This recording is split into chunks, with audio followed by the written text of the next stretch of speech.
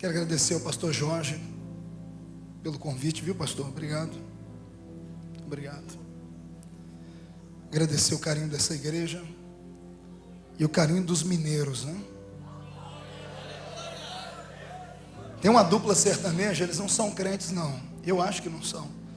Num DVD deles, eles dão glória a Deus, dizem que toda honra e glória seja dada a Jesus. São dois gordinhos, César Menotti e Fabiana. São crentes esse garoto? Não, tem que orar para Jesus salvar, irmão. Eles fizeram uma música para BH que eu tô aprendendo com aquela música. Eu sou mineiro de coração agora, né? Ezequiel 2. E esta voz me disse: filho do homem, põe-te em pé e falarei contigo. E então entrou em mim o Espírito quando falava comigo e me pôs em pé, e eu ouvi o que ele me falava. Amém. Feche a Bíblia, coloque no banco, na cadeira. Pegue na mão da pessoa mais bonita do seu lado aí.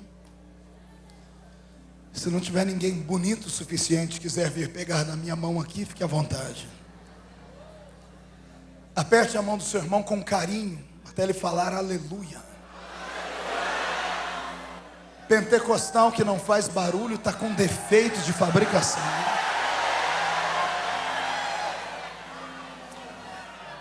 Pai, nós te louvamos, nós te agradecemos, porque sabemos que daqui a alguns minutos e esta igreja vai ficar pequena para o tamanho da glória que o Senhor vai enviar sobre nós. Até porque, Pai, estamos aqui em uma festa. O Brasil todo está pulando, estão cansados, estão dopados, precisaram de drogas, precisaram de morfina, heroína, cocaína. E nós, Senhor, só tomamos um chazinho hoje, um chazinho da raiz de Jessé. Estamos de pé, vamos te adorar, Senhor. Queremos que o nosso louvor atravesse o teto, rompa o céu atmosférico, atravesse o céu cósmico, chegue do céu e mar acessível da sua glória. Enquanto os seus filhos tocarem o seu coração, Pai, toque-nos também. Antes que eu comece a profetizar, Senhor, eu lhe faço dois pedidos. O primeiro é que o Senhor cerque esta igreja, e num raio de 5 quilômetros, onde houver um demônio alojado, eu dou a esses demônios segundos para desaparecerem daqui, porque se não sumirem, serão queimados pelo poder da sua glória que virá. O segundo pedido a Deus é um pedido de atrevimento. Gostaria que o Senhor abrisse a porta do céu e mandasse para cá hoje uma comitiva de anjos, anjos com brasas de fogo nas mãos, que eles comecem a esparramar estas brasas entre nós, e onde houver um crente batizado com o Espírito Santo, renova ele agora, meu Senhor. Completo hoje, nesses últimos dias, desde quinta-feira para cá, esse é o 13º culto que eu estou pregando. Minha voz está um pouquinho afônica, por isso que eu pedi a ajuda dos garotos ali. E depois cada um vai ganhar um beijo, tá bom? O sonoplasta da igreja, né?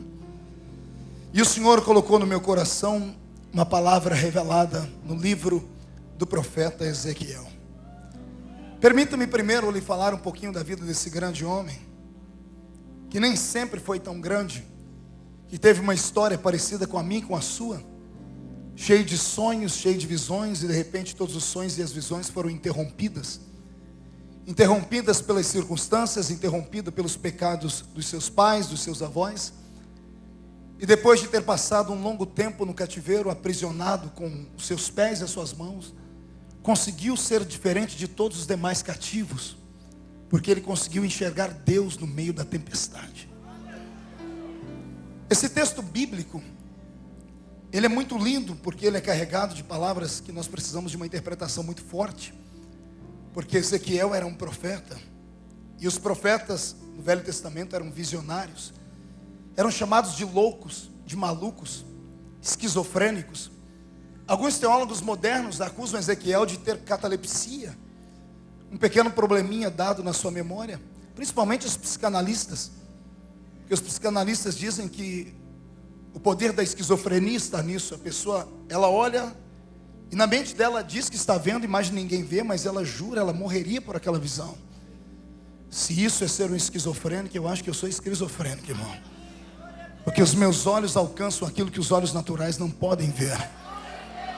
Porque eu deixei de ser normal há muito tempo. Depois que eu aceitei Jesus, eu descobri que a minha vida ficou anormal. Aí depois que eu aceitei Jesus e descobri que eu estava numa igreja pentecostal, eu descobri que eu era normal elevado ao quadrado. Porque todo pentecostal é meio tantã da cabeça, ele é meio anormal. Sua emoção vai a 1000. E Jesus é apaixonado por isso. É claro que temos que ter a razão, mas a razão tem que trabalhar aqui do lado da emoção. Cresçamos no conhecimento, mas não vamos deixar a graça lá embaixo. Você pode ser bonito, doutor, empresário, rico, perfumado, pode ter a cara do Alain Delon, mas essa noite aqui eu gostaria que você tivesse o mesmo sentimento que os discípulos tiveram no dia da inauguração da igreja em Atos capítulo 2. Eu queria ver você sair daqui hoje embriagado. Queria ver você sair daqui hoje de uma situação tão grande que quem olhar para você vai dizer: está bêbado. E alguém vai levantar e vai dizer: aqui não tem ninguém bêbado, o que está acontecendo é o que foi dito pelo profeta. O Senhor derramou do seu Espírito sobre todos nós. O texto que eu li, capítulo 2, já foi tema de congressos, tema de simpósios. Muitos líderes usam esse texto para falar sobre a chamada de um homem de Deus. Mas o que me chamou a atenção um dia desses, lendo esse texto, eu tive que ler e reler por umas 2, 3 vezes, é que em nenhum momento do capítulo anterior, Ezequiel está deitado, ou sentado, ou caído. Ele diz: eu estava junto com os demais cativos na beira do rio Quebar e tive visões. E as visões eram profundas, visões que nós temos dificuldade de interpretar. Primeira vez que eu li esse texto aqui, eu arrumei argumento contra os inimigos da palavra, que dizem que o crente é ignorante. Um dia desse eu estava dentro de um avião e um cidadão descobriu que eu era evangélico e disse: você acredita em OVNI? Eu disse: é claro que eu acredito. Ele disse: você acredita em objeto voador não identificado? Eu disse: acredito. Ele disse: então você acredita em ET? Eu disse: acredito também. Extraterrestre. Mas você não é crente? Eu falei: sou crente. Mas os crentes não acreditam em vida em outro planeta? Eu disse: quem disse que não? Nós cremos sim. E eu falei: me dá um minutinho que eu já vou te mostrar. Eu peguei a minha Bíblia, estava em cima no guarda-malas, e abri aqui em Ezequiel e mostrei para ele: olha aqui, um OVNI, um objeto voador não identificado. Ezequiel está olhando para o céu e diz: e tem uma roda de fogo girando para um lado. E ele limpa os olhos e quando ele vê, tem outra roda dentro dessa. E uma gira para cá e a outra gira para lá. Eu disse: isso aqui é um objeto voador não identificado. A NASA não consegue descobrir isso aqui. Eu falei: pior não é isso, a nave tem tripulante. E os tripulantes têm 4 rostos cada um. São os querubins. E como o querubim não é da terra, é do céu, tudo que não é da terra é extraterrestre. Eu disse para ele: eu não creio no ET de Varginha, eu não creio no ET do Steven Spielberg, mas que existe vida fora dessa terra, isso existe. E disse para ele: eu sou um alienígena disfarçado. Então, quando falarem para você: ô crente, você não é desse mundo mesmo, né? Diz: é claro que não, por isso que eu pulo, grito, planto bananeira, caço confusão com o diabo, sou atrevido e ninguém tem nada a ver com isso. Os meus pés estão colados nessa terra, mas a minha face contempla a soberania daquele que fez os céus e a terra. Então olhe para o irmão que está do seu lado. Se ele tiver cara de normal, irmão, pisa no dedão do pé dele, vai. O que me chamou a atenção foi isso. Ezequiel não está sentado, pastor Jorge. Ezequiel não está deitado, Ezequiel não está caído. Mas depois que ele tem a visão, o Senhor diz para ele: Ezequiel, põe-te em pé e falarei contigo. E eu busquei na revelação mais íntima de Deus, e o Senhor disse para mim: filho, o homem não cai apenas com o corpo. O homem cai quando ele está deprimido, quando ele perde os seus sonhos, quando ele perde a pujança da vontade de crescer. O garoto Ezequiel era filho de um sacerdote, o pai dele se chamava Buzi. Pense em você ser um hebreu, saber que na sua infância o seu pai contava para você histórias de heróis não imaginários, mas de heróis verdadeiros. Não história de Homem-Aranha, Batman, Superman, não. O seu pai sentar com você na beira da sua cama e falar: você tem o sangue de heróis na veia. Ezequiel, você tem na veia o sangue de um homem que um dia deu conselho para o próprio Deus. Eu imagino os olhinhos do profeta, crianças assim: como, pai? Deus ouviu um descendente meu, um ancestral meu? Sim, quem? Moisés. Como foi, papai? Deus disse: Moisés, eu vou destruir o povo. E Moisés disse: se eu fosse o Senhor, eu não faria isso. O que as nações vão dizer do Senhor? O Senhor não tem paciência com o seu povo? Deus olhou e disse: você tem razão, não vou destruir mais ninguém. Manda o povo levantar e marchar, e vamos embora para Canaã. Imagina o menino crescendo e alguém diz assim: você tem sangue de heróis na veia. Você tem sangue de um descendente seu, Ezequiel, que nem morrer ele morreu. Ele foi escoltado até o céu por uma carruagem. Profeta Elias. É por isso que todo judeu, ele é arrogante por natureza. E ele pode, né? Não é porque ele quer, é porque ele é. Tem um sangue especial na veia. Esse garoto, além de ter o sangue de heróis na veia, era filho de um sacerdote. Estava sendo preparado para ocupar o que o seu pai fazia. E ele conhecia muito bem a vida de um sacerdote, que em tempos de rituais colocavam roupas e a sua indumentária era por demais variada, até que uma vez por ano toda a nação esperava que ele colocasse uma indumentária branca, por cima dela uma indumentária colorida, e nos pés dessa indumentária colorida romãs e campainhas. E ele, com a mão cheia de sangue, atravessava o átrio, ou melhor, no átrio ele não tinha sangue ainda, mas no lugar santo ele já pegava o sangue do animal nas mãos. Todo o povo em silêncio do lado de fora. Ele passava por trás do véu do templo, que pesava 1 tonelada, precisava de 12 juntas de bois para arrastá-lo. E numa sala onde só Deus descia, ele aspergia o sangue sobre o propiciatório, que era a tampa da arca, e com as mãos erguidas esperava um barulho diferente. O barulho de uma nuvem que ia se aproximando e enchia aquele lugar. E quando ele saía dali, tremendo, o coração quase saindo pela boca, porque Deus vinha e sentava entre as asas dos querubins, saía tremendo, e na medida que ele ia tremendo, as romãs e as campainhas iam batendo uma na outra, fazendo barulho, e todo mundo que estava do lado de fora colocava o ouvido pelo lado da tenda ou do mesmo santuário e dizia: gente, o sacerdote está vivo. E se o sacerdote está vivo, vamos ter um ano de paz, porque todos os nossos pecados foram perdoados. Essas histórias eram contadas para ele, e esse era o sonho dele. Era ser um homem de Deus, era constituir uma família, porque afinal de contas era um levita. Imagine você saber que quando nasceu seu pai, quando você criou conhecimento, o seu pai disse: você nunca vai ter que trabalhar para o homem, filha. Você já nasceu com a sua carteira registrada no céu. O Senhor é a sua herança. Que coisa mais bela, mais forte do que isso? Não há. Esse garoto tinha sonhos, aspirações. Mas quando ele tem 17 anos de idade, quantos anos? Vem o peso da mão de Deus sobre a sua nação. Por causa dos erros dos pais, por causa da idolatria, o Senhor permite que Israel seja afrontado por Babilônia. E o garoto Ezequiel está agora, não com a sua mão preparada para receber o sangue de um animal e entrar na presença de Deus, mas ele recebe grilhões nas suas mãos. Grilhões nas mãos e nos pés.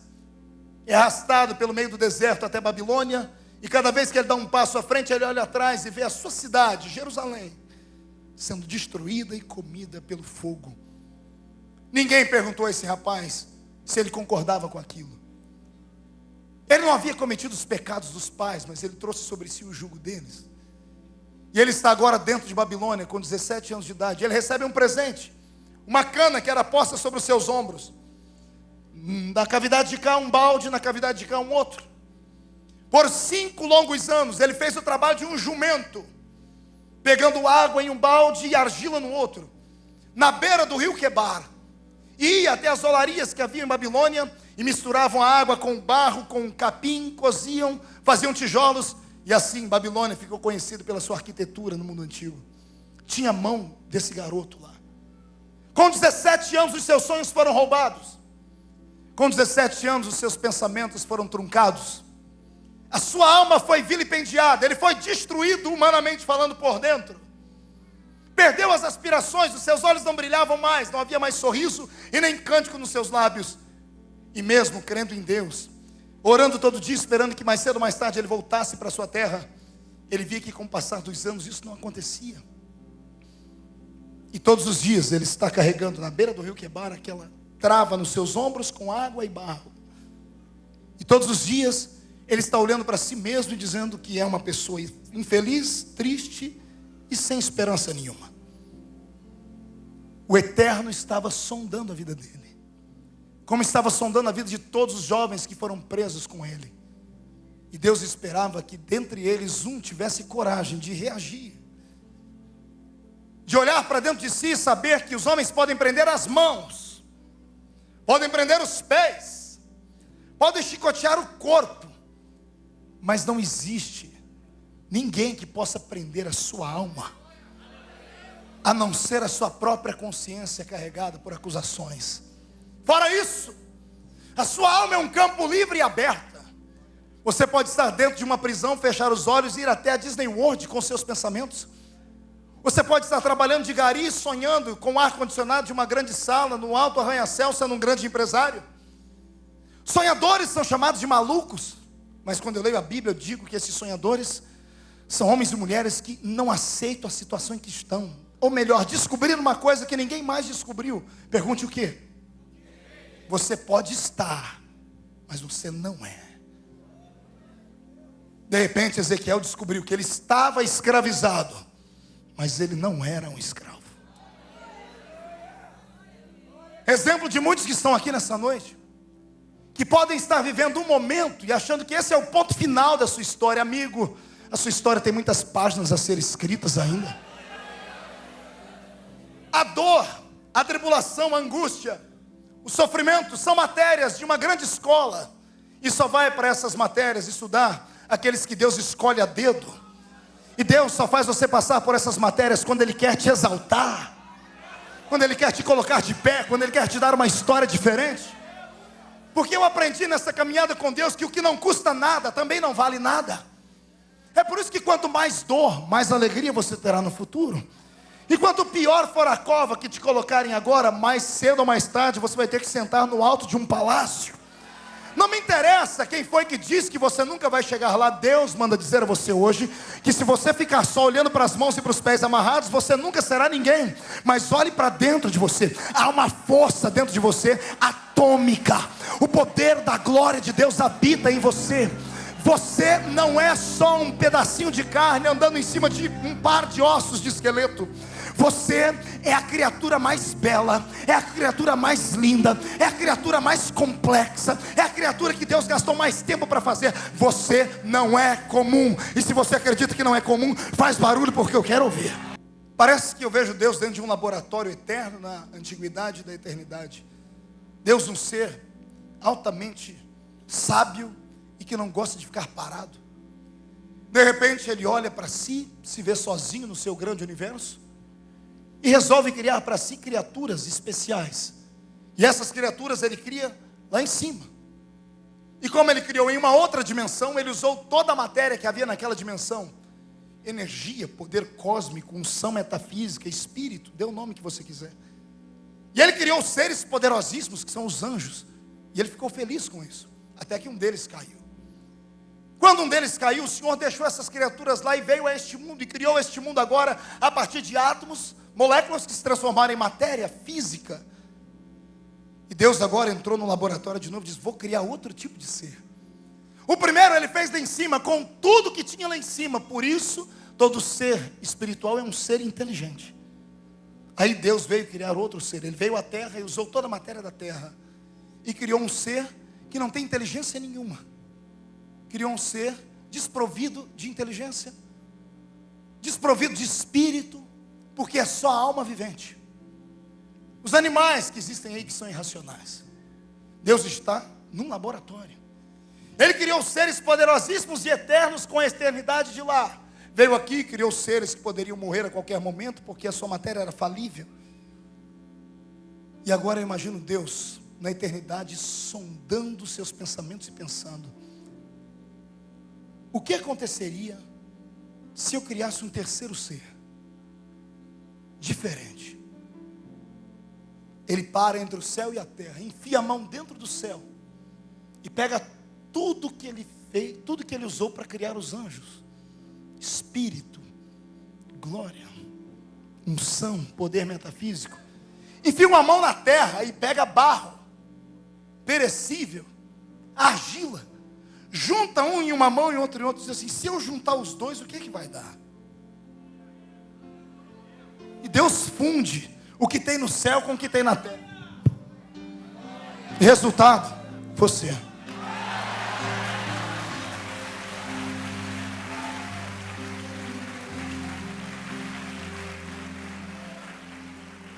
que eu vou te dizer talvez vai te deixar meio assustado, porque você se sente um lixo humano, o verme do carrapato. Chora de si mesmo na frente do espelho, achando que você é mais feio do que todo mundo. Pensa que o mundo gira em torno do seu umbigo. Fala mesmo, Senhor.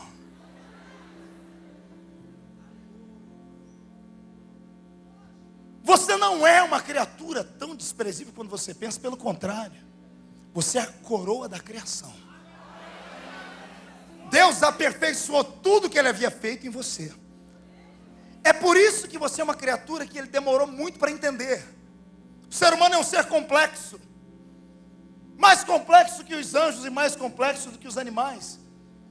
Por isso que na primeira, a quinta dispensação, inocência, consciência, governo humano, patriarcal e lei, Deus tentou estabelecer um elo, uma aliança com o homem e não deu conta. Ele estabeleceu leis e o homem não conseguia respeitar, o homem não conseguia fazer, sabia que ia bater com a cara no muro, ia morrer e por isso mesmo ousou fazer. Ele tentou corrigir o homem, abrindo a terra, engolindo o homem vivo. Ele fez chover saraiva do céu. E quando ele olhou para esse ser humano, disse assim: olha, eu estou arrependido de criar essa raça. Me arrependo de ter feito. Porque é diferente dos anjos? Porque o anjo ele deu uma palavra e o infeliz caiu. Os animais morrem aqui a qualquer momento. Não tem inteligência. Agora esse terceiro ser que Deus criou, esse é complexo demais. Também Deus poderia ter tido menos trabalho abrindo uma fábrica de fazer seres humanos, e a gente nasceria em série, seríamos todos iguais, um monte de robozinho. Mas não, Ele falou assim: não, eu vou fazer cada um de um jeito. Por que você acha que você é um indivíduo? Você é um indivíduo porque não há ninguém igual a você. Pode haver gente parecida com você, mas igual a você não há ninguém. Você tem uma impressão digital aqui, existem 7 bilhões de seres humanos no mundo, igual essa, não tem nenhuma. Você é um único. E se você veio a existir, foi porque Ele olhou e disse assim: é você quem vai nascer. Você é o meu desafio. Você é o desafio de Deus, você é a coisa mais preciosa que Ele fez. Vou te dizer uma coisa que você nunca ouviu. Por que os anjos não ficam andando aqui toda hora? Por que você não está vendo um anjo aqui dentro? Porque esse mundo não é deles. Eles não podem sobreviver aqui. Porque a essência deles está lá em cima. Eles vêm aqui para trazer recados, para fazer isso ou aquilo, mas voltam para lá. Eu estava na feira, na Expo Cristã, pastor Jorge, chegou um indivíduo perto de mim, com uma carteirinha aqui de credencial, intelectual, com óculos, e começou a puxar a conversa comigo, uma conversa interessante. Eu falei: esse homem é inteligente. No meio da conversa ele se entregou e disse: pastor, o senhor acha que os animais serão arrebatados? Eu falei: só animal da sua qualidade. Jumento. É claro que não. Por quê? Porque toda a matéria deles é daqui. Você nunca perguntou por que você come a carne do boi e não sente arrependimento? Você não come a carne do boi falando: tadinho do boi bandido, tadinho da vaquinha mimosa, o porquinho rabicó, o franguinho cocó. Porque são almas viventes. Diferente de um ser humano que assassina o outro. A mente dele ferve para sempre. É o sangue de Abel gritando no ouvido de Caim. Porque ele matou uma criatura diferente. Anjo não pode ficar vindo aqui toda hora. Só vem aqui quando Deus manda, porque essa terra não é deles. Animais não podem ir para lá, porque são feitos só com coisas daqui. Você está do lado do único ser que pode ver tanto aqui quanto lá. Levante a mão direita para cima, lá vai as minhas loucuras. Coloque no ombro direito do seu irmão. Diga para ele: ó, é o pastor que está mandando. É melhor respeitar, porque todo baixinho é invocado. Agarra o ombro do seu irmão com carinho e respeito. Chacoalha ele até ele ficar irritado. Irrita ele. Diga: você está entendendo o que Deus está falando? Deus quer que você fique de pé. E não é com o corpo físico, é com a sua alma, é com o seu espírito. Não tem para Satanás em 2007. Esse é o ano da sua vitória, é o ano da sua alegria, é o ano da plenitude do Senhor.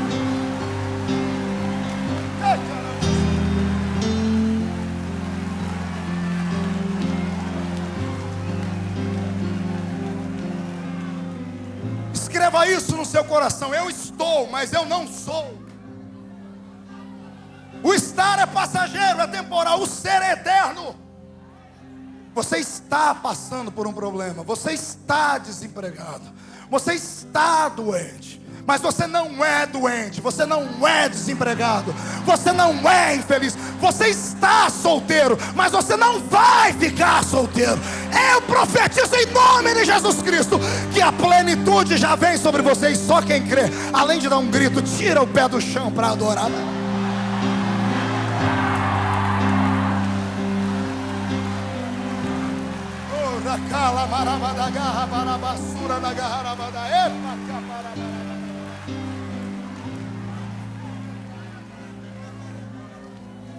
Sabe o que Deus está querendo aqui hoje? Deus está querendo encontrar um prisioneiro livre.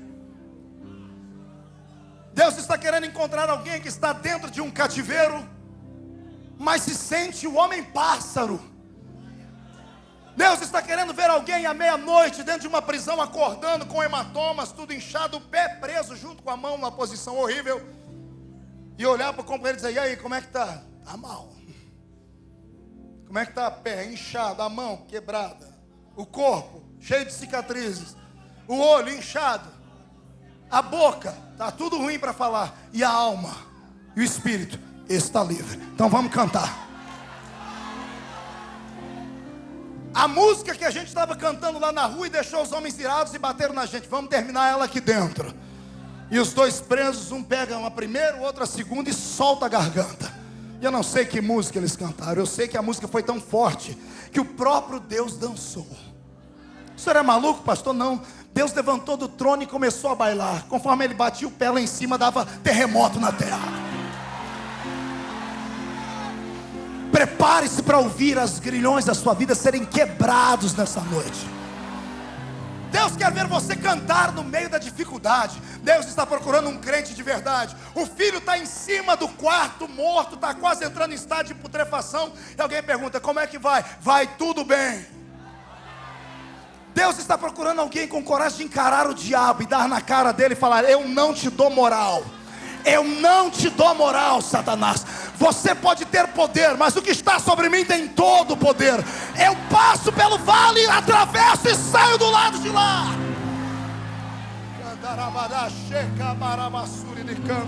Eita. Meu Jesus do céu. Já tem crente ficando valente. Fique valente mesmo, irmão. Fique valente. Chega de ser o último da fila. Chega dessa história dos nossos filhos só serem engraxates. Chega dessa história dos nossos filhos só venderem picolé. Chega das nossas mulheres, quando atingem a idade de 40 anos, ficarem parecendo umas velhas jocosas. Chega! O melhor da terra é nosso. Você é imagem e semelhança de Deus. Está na hora de você pegar de volta o que te pertence. Eu profetizo em nome de Jesus. Meu pai, antes de morrer, me disse que quem pode manda, e quem tem juízo obedece. Eu posso, porque estou com o microfone na mão. Vou profetizar. Quem tem juízo que pegue. Eu profetizo que este ano Deus vai te dar uma autoridade tão grande, que se o diabo não sair da sua casa, é perigoso até ele começar a dar glória a Deus com você, porque a graça vai ser demais. Aleluia!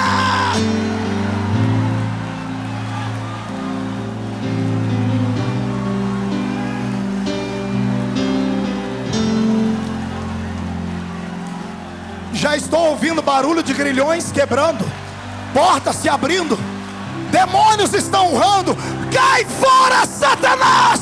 Estamos em guerra!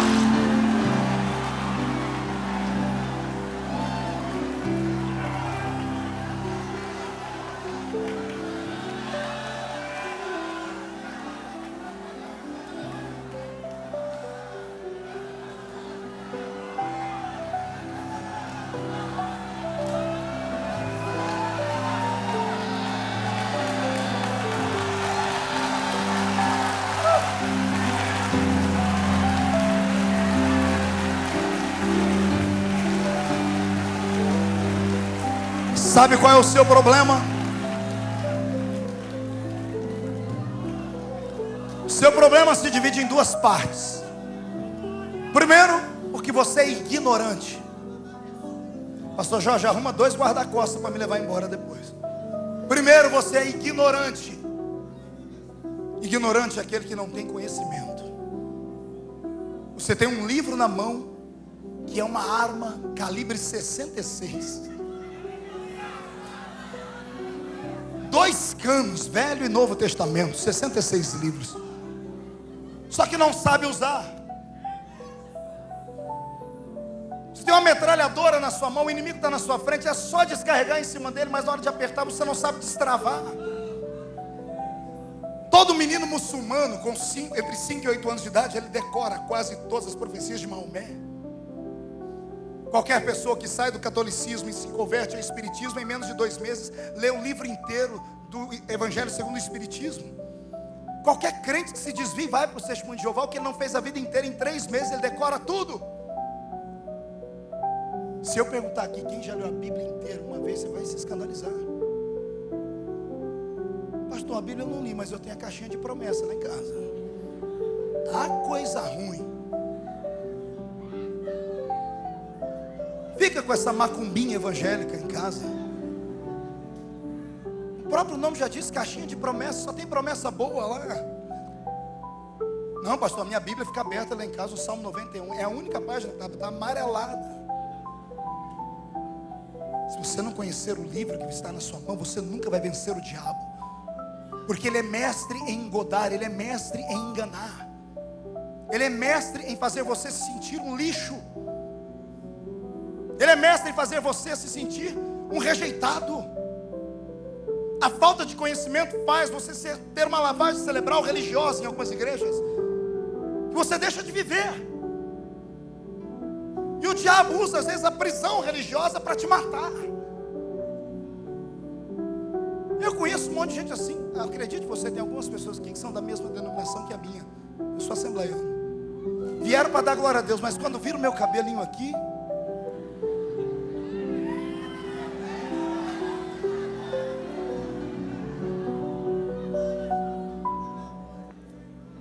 seja livre, irmão.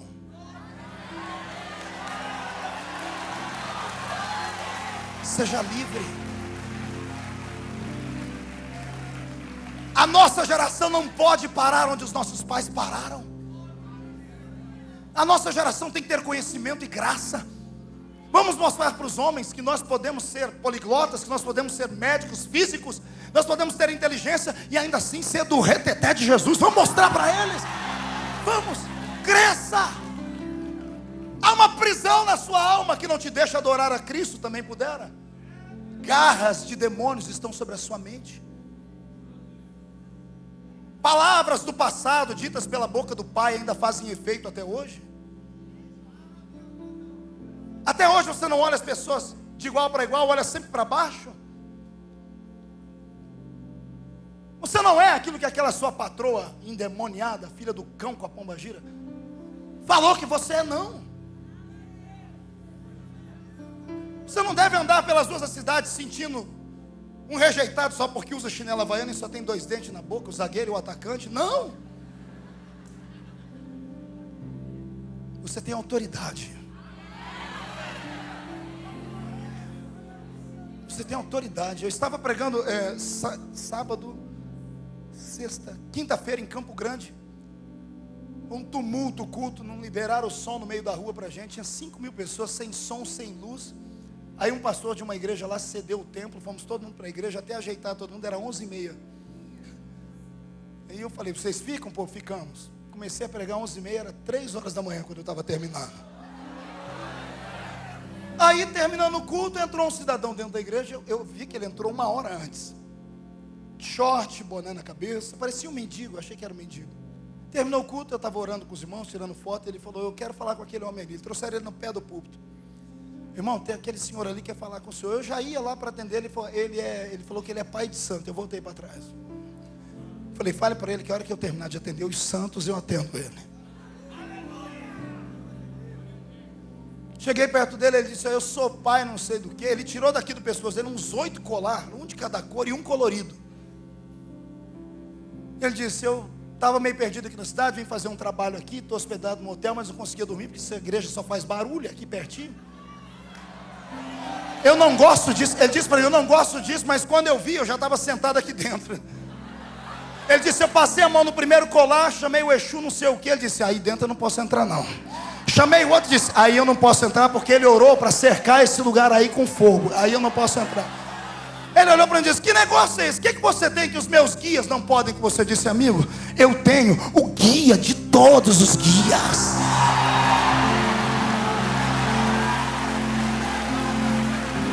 E ele: mas eu faço, eu aconteço, eu mato, eu ressuscito, eu faço. Sério? Então vamos fazer uma prova aqui agora? Ele diz: vamos lá. Eu falei: você chama o seu Deus, eu chamo o meu. E os crentes ficaram tudo olhando os irmãos: pastor, não afronta não, pastor. Mexe não. Eu tenho autoridade, eu sei em quem eu tenho crido. Existem dois animais na fauna mundial, que é o cavalo e o cachorro. Eu acho que eu já disse isso aqui. Cavalo e cachorro têm um dom, eu chamo de dom isso, que nenhum ser humano mais tem, que nenhum ser na natureza tem. Eles sentem o cheiro do medo. Quando você fica com medo, você libera uma adrenalina no corpo, seus poros se abrem, um cheiro que nós não sentimos. Cachorro e animal sentem, cachorro e cavalo sentem. É por isso que você passa perto daquele vira-lata pequenininho, quando você olha para ele, você se amedronta, ele pensa que ele é um pitbull.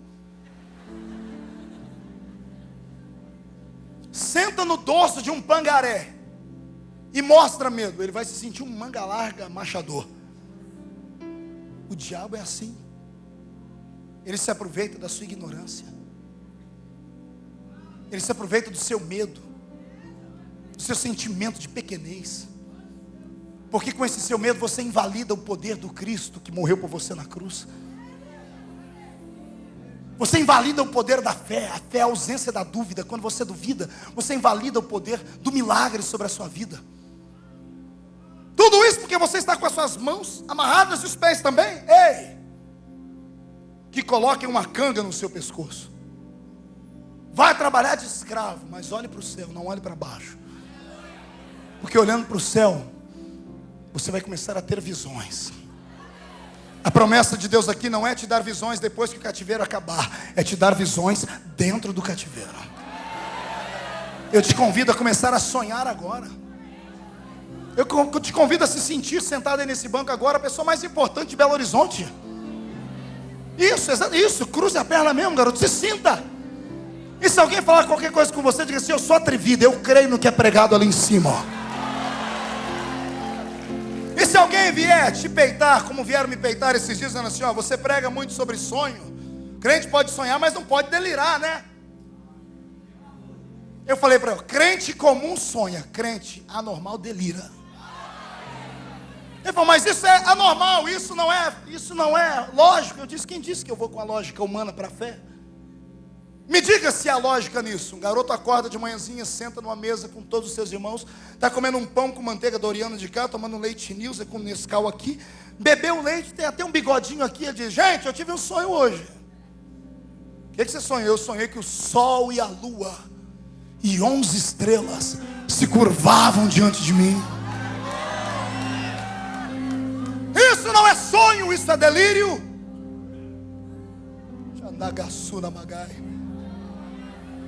Delire. Aqui dentro você pode. Sonhe. Esses grilhões que te prendem são temporários. Lembre-se, quem abriu a chave do cativeiro foi Deus. Foi Deus quem pegou o seu povo e levou para lá, porque ninguém toca no povo dele. Quando ele quer que aconteça alguma coisa, é ele quem manda. Eu bato neles, são meus filhos, mas os meus filhos ninguém bate.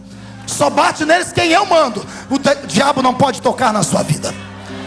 Se ele tocou, fique tranquilo, é porque Deus apostou com ele, e o meu Deus não aposta para perder. É a aposta de Jó, toca nele. Pode tocar, deixa ele vivo só. Pastor, Deus é sádico? É claro que não. Deus só queria abençoar mais Jó. Jó, quanto foi que o diabo te tomou? 1. Então pega 2 de presente para você agora. A proposta do Senhor é te dar o dobro, mas para isso você tem que acreditar. Você acredita? Você crê? Não olhe as circunstâncias. Não olhe para o cutelo, Abraão. Não olhe para o altar feito. Pode levantar o cutelo e crave no peito do seu filho, mas de olho fechado. Porque de olho fechado você sabe que o seu Deus pode ressuscitá-lo depois de morto. Viva o sobrenatural de Deus hoje. Eu não sei se você crê em atos proféticos, 2007 é um ano profético. Assim como o número 6, na numerologia bíblica, é o número do homem falível. Como 2006 eu conheci muitos ministérios que quase tombaram, pastores que sofreram muito. Eu sofri muitos embates no ano passado. Eu não sei se o pastor Jorge sofreu. Eu conheço muita gente que quase terminou o ano perdido. Ano regido pelo espírito do homem, falível. O número 7 é o número do meu Deus. Grave essas palavras: plenitude, totalidade. É o que Deus vai dar a você esse ano.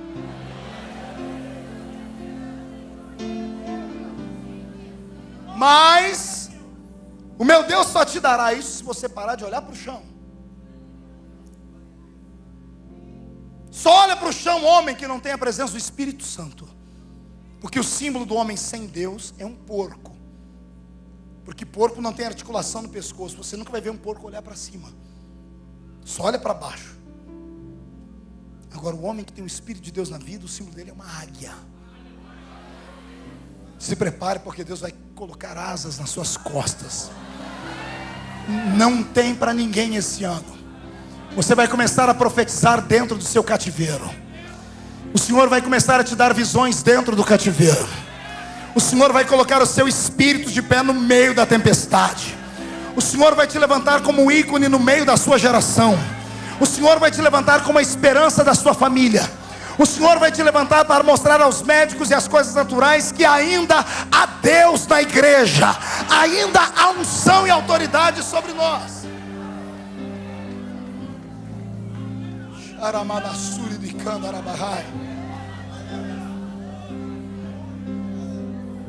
Põe-te em pé, Ezequiel.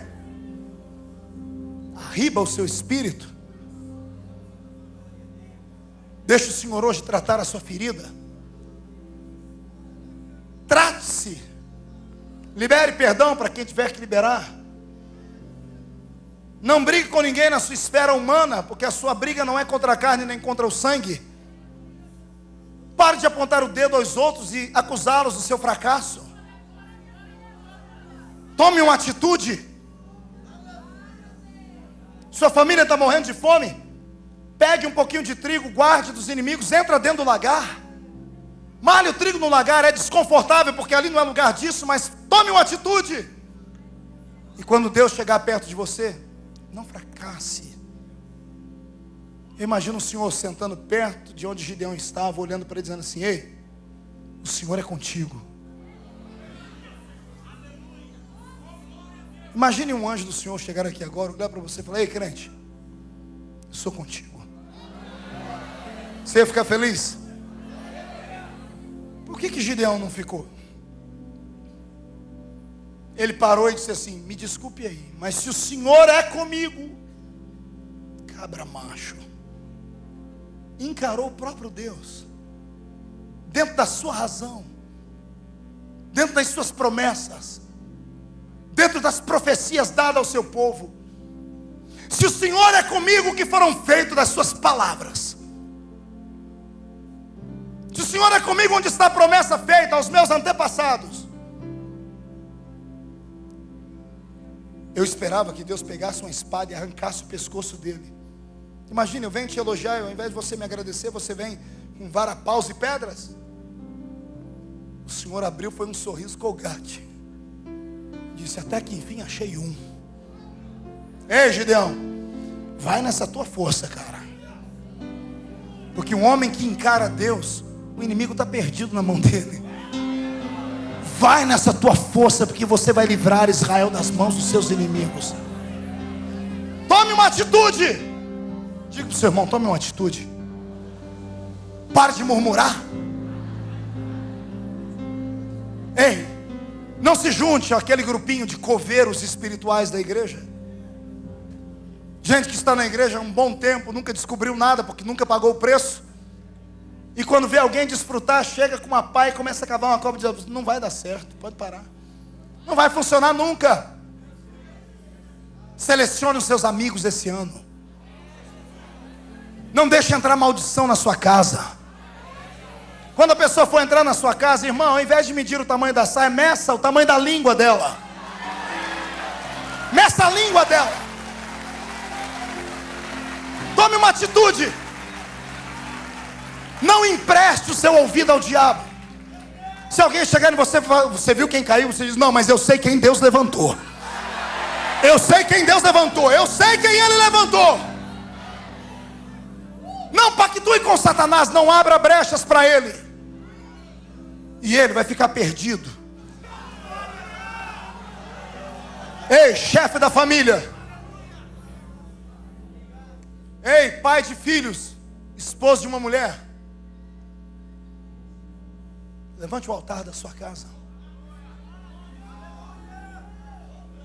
Não afrouxe. Não deixe o diabo usar a sua família como fonte de acusação para você perder no ministério que Deus falou que ia te dar. Tome a rédea. Não deixe a televisão ser a babá dos seus filhos. Seja você.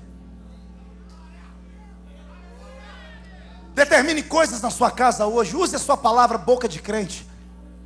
Na unção é o eco da boca de Deus na terra. A gente prega que palavras têm poder. Não são todas.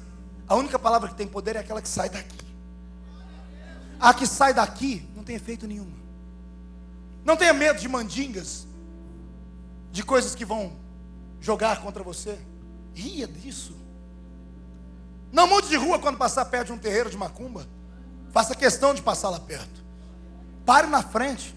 Mostre o muque para Satanás. Fala para ele: cai dentro.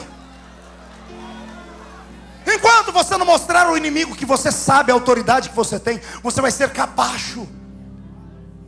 Vai andar com um chapéu sombreiro mexicano na cabeça, fazendo sombra, e andando a vida inteira assim.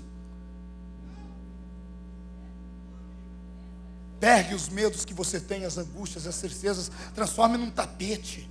Limpe o pé em cima. Pise em cima. Não deixe o estado momentâneo tirar de você a unção que Deus tem.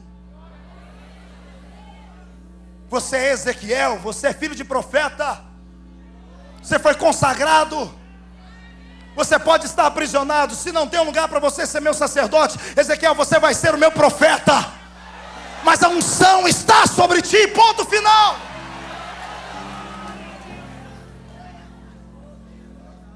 Tem um juiz entre os juízes da Bíblia que eu amo, Jefté. Tem uma pregação sobre isso, Fábrica de Campeões. Uma revelação tremenda, no capítulo 5, logo nos primeiros versículos, o Senhor dizendo ali sobre Jefté. E era Jefté o gileadita, filho de uma prostituta, porém um homem honrado. Mas a Bíblia termina o versículo dizendo: porém era filho de Gileade, porque Gileade gerara Jefté. Todos nós, quando estamos doentes, buscamos o bálsamo de onde? O óleo é símbolo do quê? Espírito Santo, unção. Quando se ia consagrar alguém, derramava óleo. Podem até falar que você é filho de uma prostituta, mas antes vão ter que dizer: você é filho da unção. E depois, porém, foi filho de uma prostituta, mas a unção gerou ele. E ponto final. Não estou nem aí com Satanás, com as acusações dele, com os demônios dele. Eu não estou nem aí com gente pequena. Aprenda uma coisa, aquele velho ditado: só dê atenção quando a crítica vier de cima de você. Porque quem está em cima não vai te humilhar, vai tentar te ajudar. Quando vier daqui de baixo, ignore.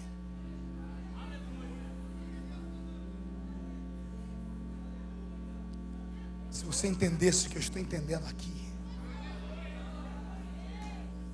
o Senhor está abrindo um caminho para você passar, Managachu.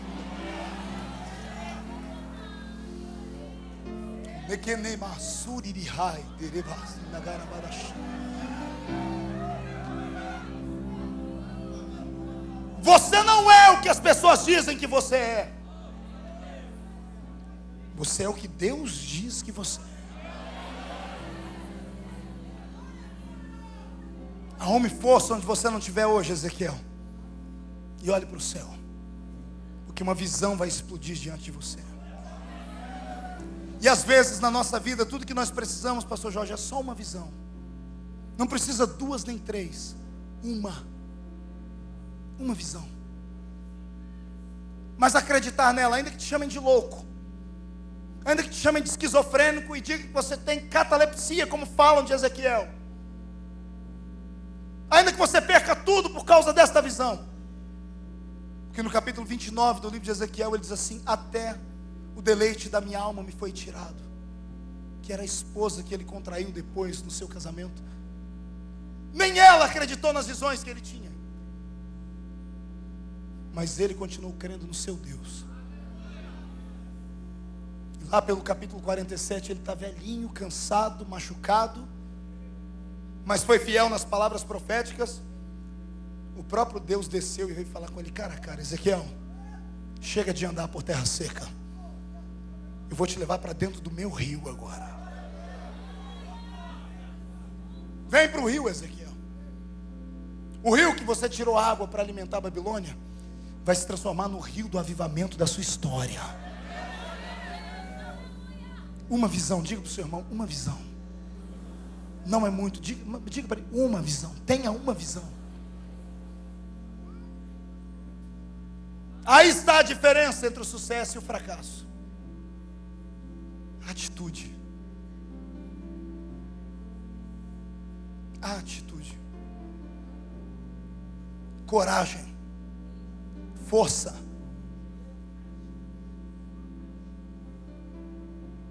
Covarde volta para trás. Covarde, saia da nossa frente. Porque esse ano ou vai acontecer um milagre, ou vai acontecer um milagre.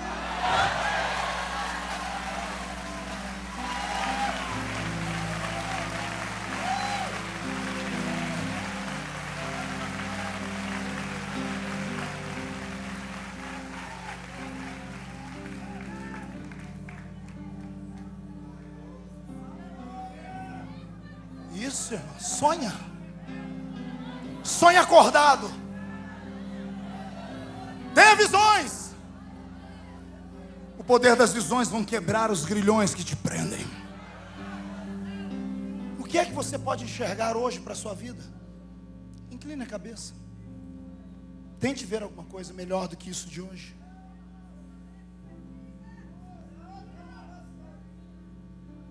Vai, desenha. Arquiteta, projeta. Não olhe para o tamanho do castelo, só projete. Sonhe, delire. Levanta o seu espírito, crente. É por isso que você não dá glória a Deus. Não é que você não é maluco ou pentecostal como eu. Não é, porque o seu espírito está caído. Você desacreditou do seu ministério, homem. Ah, pastor, mas eu caí, tombei, e daí? Quando Deus te chamou, Ele não sabia disso? Quem pode surpreender Deus? Quando Ele te chamou, Ele sabia tudo, do começo ao fim. Ele apostou as fichas dele em você. Se Ele apostou, não dê ouvido a mais ninguém. A mais ninguém.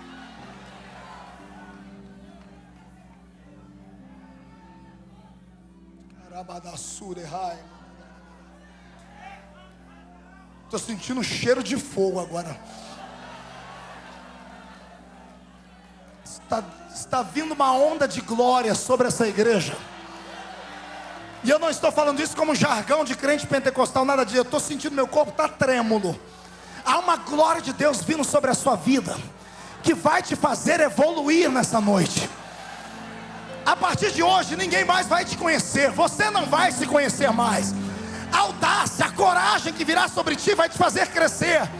Eu profetizo em nome de Jesus, amanhã, depois de terminar o carnaval, faz aquele investimento que você queria fazer.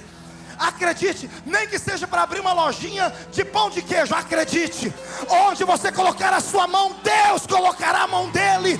Você não foi chamado para derrota.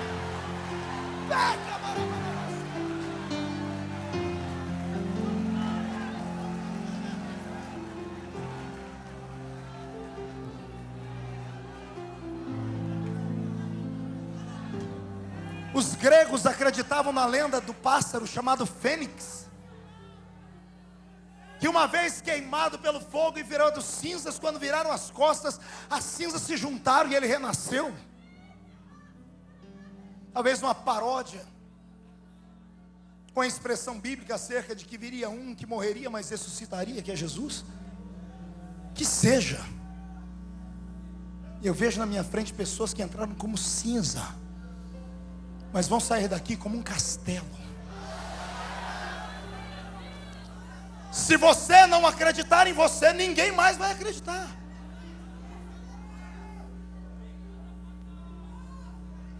São poucos os que se alegram com a sua alegria. Arrumar gente para chorar com quem chora é fácil. Você vê uma criança aleijada na rua, você quer dar uma moedinha para ela e chora, pois o coração aperta. Chorar com quem está chorando é fácil. Você acha que alguém vai querer sorrir com você quando você chegar e dizer assim: olha, Deus me deu um sonho, uma visão, eu vou ser grande, o meu consultório vai ter mais clientes do que todos de Belo Horizonte. O meu filho vai ser engenheiro. A minha filha vai gravar um CD e vai vender tanto quanto a Lagoinha. Ei, a fábrica de campeões de Deus tem uma plaquinha vermelha que pisca 24 horas. Há vagas. Há vagas. Há vagas. Basta você entrar lá dentro. Como, pastor? Pare de olhar para os lados.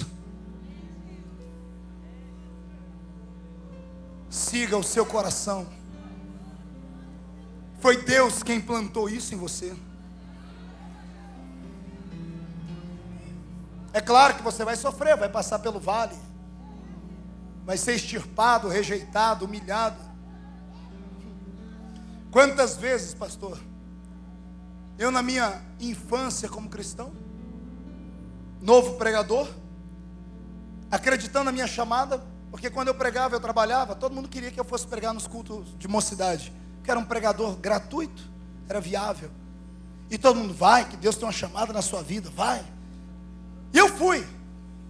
O dia que eu pedi as contas do trabalho, peguei o telefone e liguei para 50 pastores do nosso campo. E disse, estou desempregado agora, estou a favor da obra. E todos disseram, amém, parabéns. Ninguém nunca me convidou para mais nada. Os 4 meses do seguro-desemprego eu fiquei parado em casa. O meu pastor que me incentivava, tirou as mãos e começou a dizer para os irmãos, é vagabundo. Quer viver das custas do sogro dele. E tudo por causa de uma visão. Quantas vezes eu não peguei a minha brasilinha, treva. Glória porque não era tua. Pense num carro. É o carro que o anticristo vai deixar aqui na grande tribulação para os desviados que ficaram.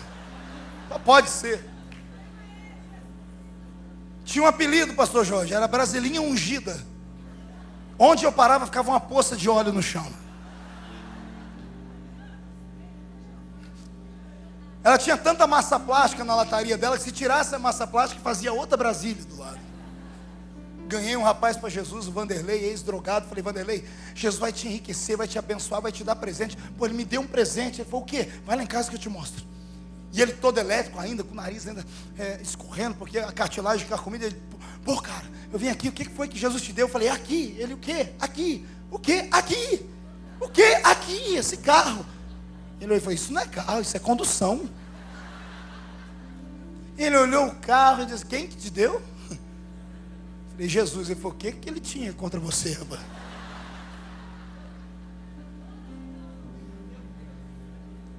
Nem os anjos entravam dentro daquela Brasília. Não estou aumentando, irmãos. Deus é minha testemunha. Ela tinha um problema no setor dela, na direção, que para virar na esquina, ela dava 8 voltas.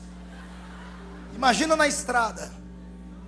E eu pegava essa brasilinha e, acreditando na minha chamada, botava uma gravatinha de crochê.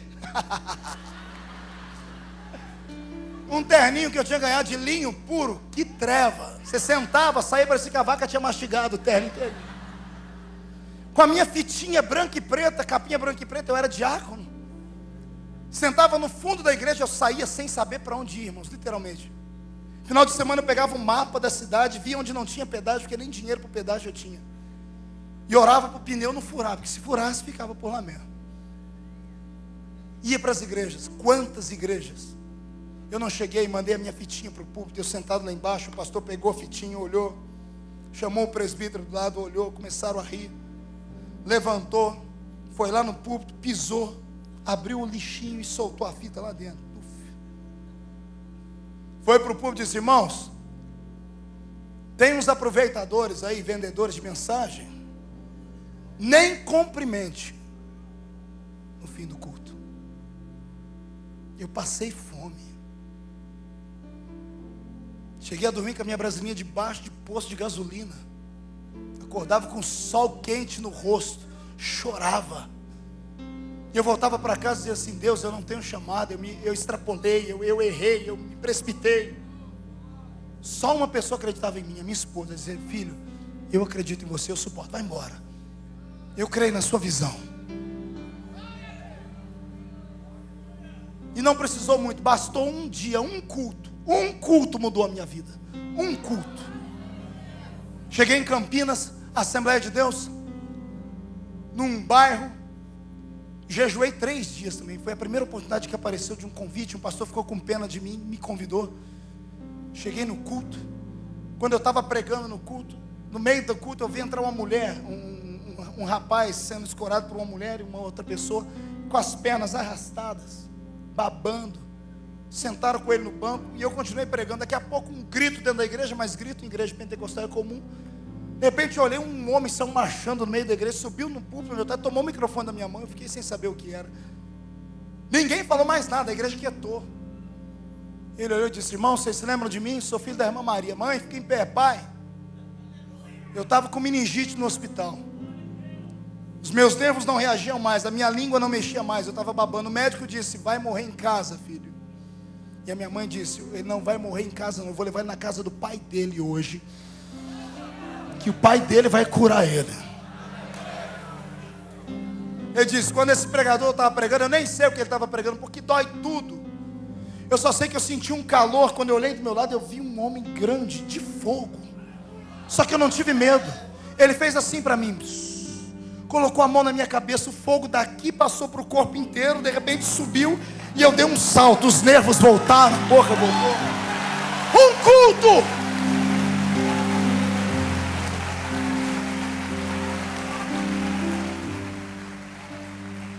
Uma visão. Eu estava aprisionado, mas não era preso. Eu estava sem convite, mas a minha agenda era de Deus. Deus ia fazer ela. Nunca mais fiquei sem convite. Hoje eu recebo 500 convites por dia. 500 convites por dia. Estou falando, não é para me orgulhar, não é para passar água na sua boca, para deixar você com desejo. Porque se Deus deu a mim, imagina que Ele vai dar a você, querido.